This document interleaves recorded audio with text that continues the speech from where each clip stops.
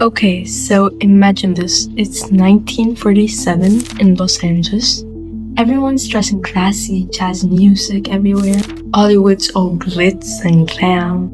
And then, boom, one of America's creepiest murder cases drops out of nowhere.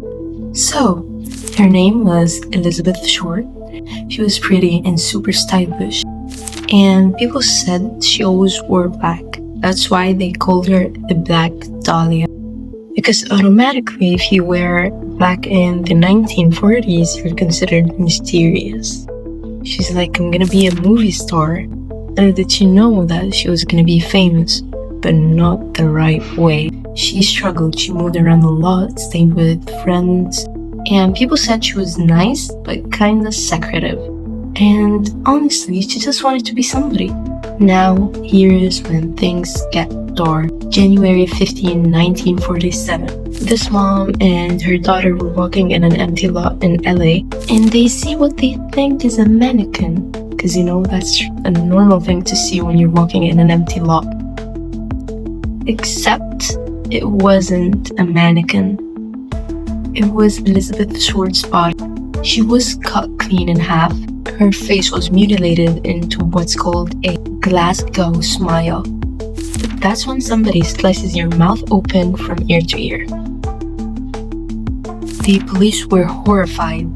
The body had been drained of blood and cleaned. Whoever did this had plenty of time. It wasn't random. It wasn't a mistake. Someone planned this. Reporters are going crazy. The LAPD gets hundreds of tips. Over 150 suspects were questioned. Actors, doctors, random weirdos, you name it. But then, things get even creepier. You're probably creepier than that, Arwa? Unfortunately, yes.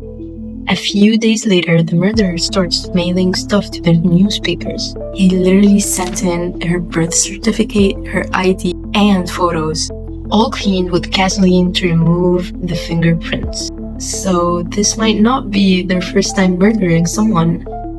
And sir, you're scary and hygienic. What a weird combo. And guess what? He signed it the Black Dahlia Avenger. So yeah, he was clearly watching everything play out in the media and loving the attention. Alright, so here's when it gets messy. Because everyone's like, who did it? Who did this? And we honestly still don't know. But one name keeps popping up. Dr. George Horo.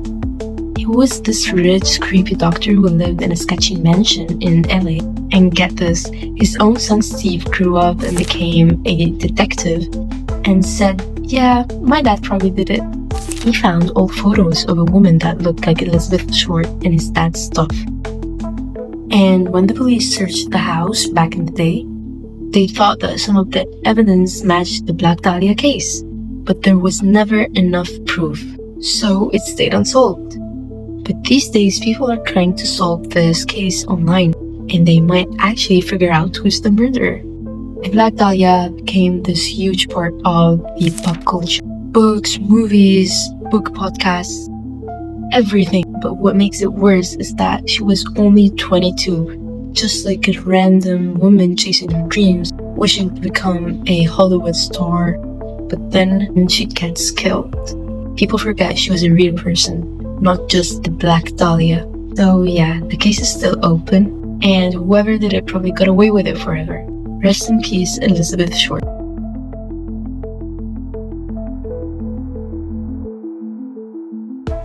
If you liked this story, or got scared, sorry, hit the like button, subscribe, and let me know which true crime case you want next, because this one gave me chills. See you in the next one, and maybe don't walk in empty fields alone, ever.